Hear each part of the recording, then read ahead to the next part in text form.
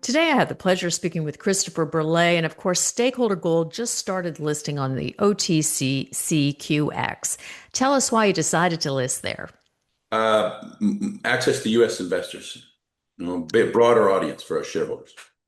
And of course, there's a lot of news flow for Stakeholder Gold for everybody following Stakeholder Gold. Let's start by the drilling results with Loki. What happened there? Critical minerals. So a great surprise, ultramafic intrusive. So we see in that hole copper, and in association with the copper, cobalt and nickel. A very important geological kind of piece of information for us. And then also separately in the hole, platinum and palladium. So this ultramafic intrusive structure, which is the Loki structure, which goes from east to west about 35 kilometers across, all of it contained within our claims as we added an additional ground to the east, and 2 kilometers wide, basically hosts potential for enhanced economic deposits that contain critical minerals. The significance is critical minerals: copper, nickel, cobalt, and platinum and palladium. So that's the significance of the first drill hole in Loki. And the Loki structure is transected by the Northern Access Road, which is being built directly through stakeholder claims. So it'll be extremely well positioned for capturing the economic benefits of this critical minerals inventory that we're starting to uncover there. I want to go back to the critical minerals, but there's a couple of other items I want to hit on first, starting about your cash and your warrants because of the way, of course, your stock has moved in the last year. Can you talk to us a little bit about the warrants and the cash position for Stakeholder Gold? So yeah, we're well cashed up in terms of, we finished our program. We're waiting for all these results. They're coming imminently within more results on the gold, more results on the Loki. The result we've put out here on proving that Loki's got critical mineral inventory. The warrants, there's a bit of a cap in the stock at $1.80 because there's a warrants that we have outstanding, $1.20, $1.50 warrants that have a trigger on them, and so they're forced exercise, and we're doing that. People are exercising their warrants, and they'll have an X period of time to be able to do so, and that's kind of keeping a bit of a lid on the stock for the time being. But also, obviously, we don't have a requirement for the further issuance. We're having that money come in from warrant exercise, and we have our quarries in Brazil, which are generating profits quite nicely.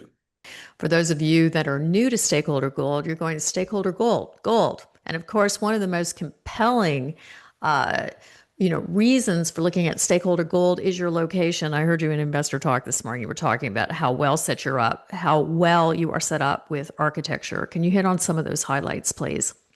So the Loki is on the south part of the property, 8 kilometers south of the gold zone. There's 4 gold targets that we have results pending for. 9 holes we put in.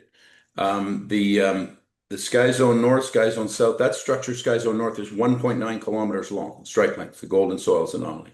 And so, and the south one is 1.3 kilometers open to the southwest. So, anything above a gram, given what we know about the structure, it's gonna have a potential for a significant gold inventory.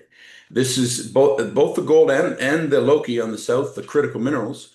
They're separated by about 8 kilometers. Both of them are on the road. Comes directly down through the middle of the stakeholder claims.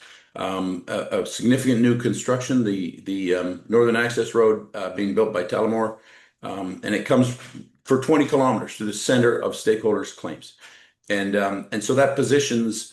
I mean, it'll take the cost of drilling, probably cut it in a third for next year when we can use the road, and it'll do all the same thing when it's time to build the mines.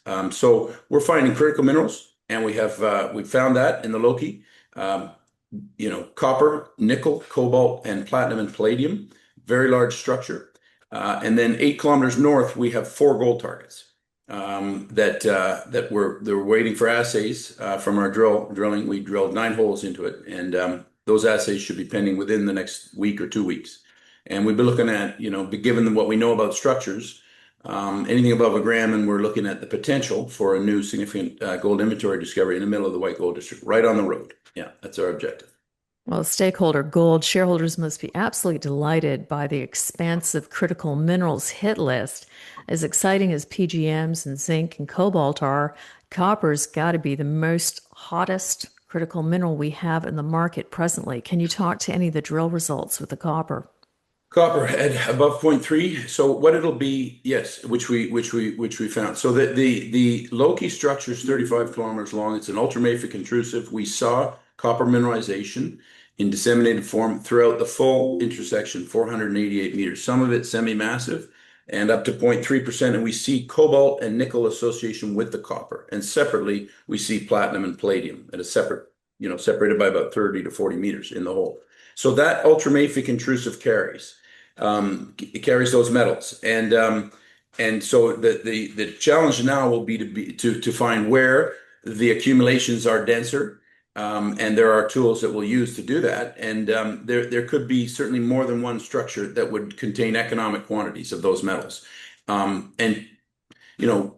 Casino deposit south of us has 8 billion pounds contained copper, so there's potential for very large metal inventory and again we've proven now copper that comes with nickel and cobalt association in the Loki intrusive, and then separately platinum palladium in the same structure. So there'll be a lot of follow-up work. It's directly on the road route, and our cost of drilling will be significantly reduced as we work on that next year.